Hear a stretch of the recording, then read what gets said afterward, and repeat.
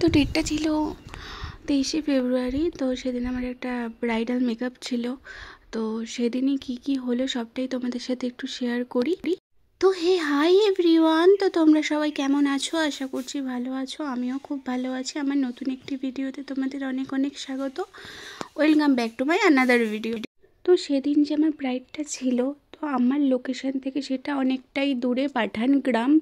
তো জায়গাটা first time আমি যাচ্ছিলাম, আমি চিনিও না।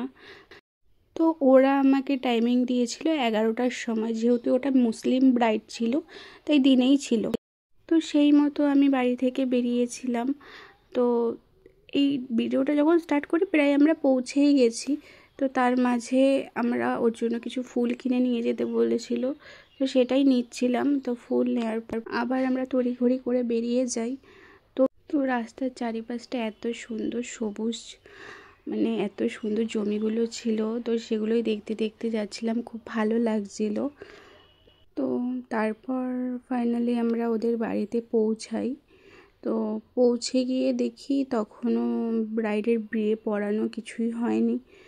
তো যাওয়ার সাথে সাথে দেখো আমাদেরকে কত কিছু খেতে দিয়েছে। তো খাওয়া সম্ভবই নয়, তাও আমার ভাই কিছু কিছু খেয়েছিল। তারপর ওইভাবেই ছিল, শুধু খাবার নষ্ট করতে সত্যি খুব খারাপ লাগছিলো। আমিও বলছিলাম এত কিছু দিও না, তারপরেও দিয়েছে। তো বসে থেকে আর কি করব, বিয়ে যখন এখনও পড়ানো হয়নি। তো আমরা আশপাশটা একটু ঘুরে দেখছিলাম, কি করব, কতক্ষণ বসে থাকা যায় এক জায়গায়। আর তারপর দেখলাম বর আসলাম, ভাবলাম এবার হয়তো হয়ে যাবে। তো তারপরও বসে আছি, তারপর বসে বসে কাজ পাই না, তো এগুলো করছিলাম।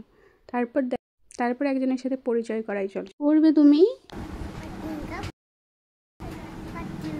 তো তোমরা শুনতেই পেলে, ও পার্টি মেকআপ করবে যাওয়ার পর থেকেই বলছিল। আর কথাবার্তা এত সুন্দর আর এত কিউট ছিল, মনে হচ্ছিল ধরে পুরো চটকে দেওয়ার সাথে করে নিয়ে আসি।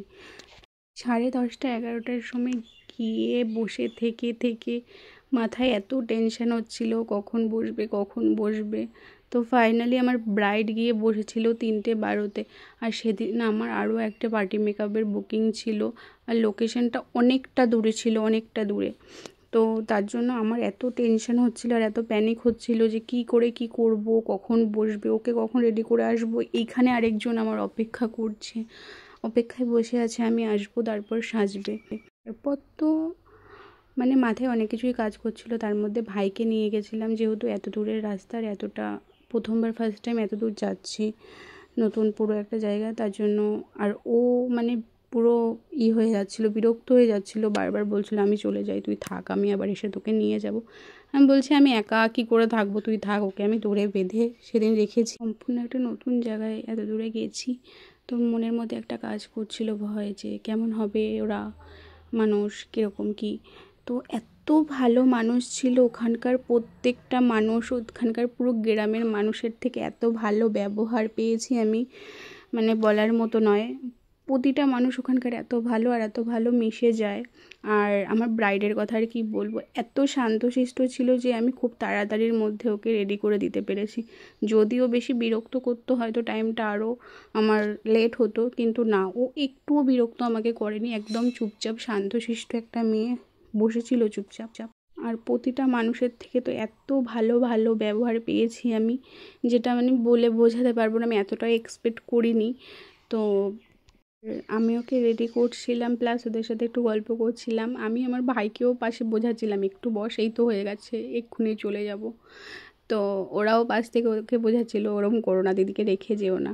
আবার ওরা এটাও আর কি করছিল যে তোমাকে আর দিদিকে আজকে রেখে দেবো, কালকে সকালে তো এমনিতেও তোমাদেরকে সাজাতে আসতে হবে, তার থেকে যেতে হবে না, আজকে থেকে যাও।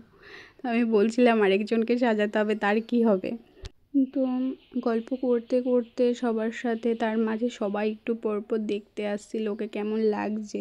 তো সেটাও তোমাদেরকে দেখাবো। কিছু কিছু আমি নিয়েছি, সবারটা তো আর নেওয়া হয়নি।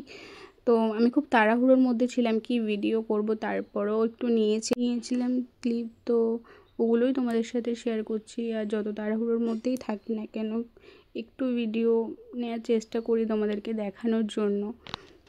অ্যাকচুয়ালি সত্যি কথা বলতে, তোমরা যদি একটু টাইমে বসো না, আমরা একটু টাইম নিয়ে ধৈর্য ধরে বিনা টেনশনে একটু সাজাতে পারি। তাই সবার কাছে আমি একটা রিকোয়েস্টই করি, একটু টাইম নিয়ে তোমরা বসো, তো দেখবে আমাদেরও খুব শান্ত মনে কাজ করতে পারি।